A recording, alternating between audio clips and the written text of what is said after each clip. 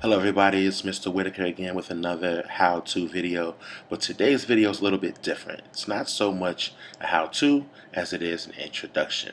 So today we're going to cover Pages, which is kind of the Microsoft Word analog for iPads, and it's actually a pretty powerful tool.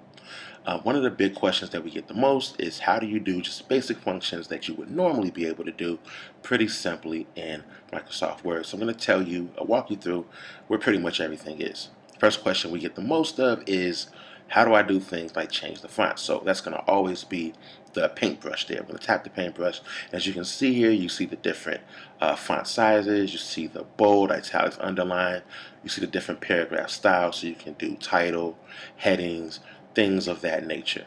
Anytime you want to change the physical look of something, an element, it's normally going to be that paintbrush.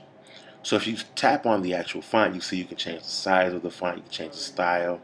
You can even change things like the indentation, whether it's justified left, centered, right, all that kind of stuff, all from the paintbrush. You go to the list function, and as you can see, you can add numbers, bullet points, letters, all that. The same kind of stuff that you would normally be able to do pretty easily in Word. So as you see here, I'm going to go and change the font by going to the font options. And there's a lot, not as much as you might find in Microsoft Word, but still, same stuff you can find. You see I found Times New Roman pretty easily. Now, if you want to do something like add maybe a picture or a table, that's going to be the plus sign because add equals plus, right? So you tap the plus sign and you can add tables there. You can add charts into it. You can add shapes, even add a text box, kind of like you can in Word. You can also add images into your document the same way you would for Word. So that part's pretty simple there. Same functionality as you're used to in Word. Now, there's also a couple of shortcuts you can take. If you look at the bottom of the screen there, I'm actually using the keyboard, but your kids or you will probably be using the on-screen keyboard.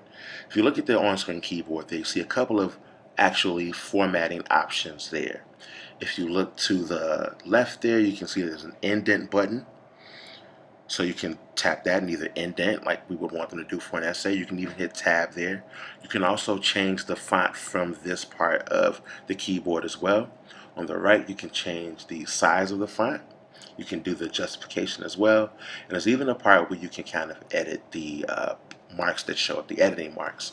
So like the paragraph, things like that. So if you see here, I had it set up initially for Times New Roman, but on the keyboard I changed the font to a different font. All that's left to do now is to change the title of the paper so I know what I'm saving it as. Hit the Documents button to back out, and now I've saved it. Hopefully this is helpful for you all, and thank you for watching.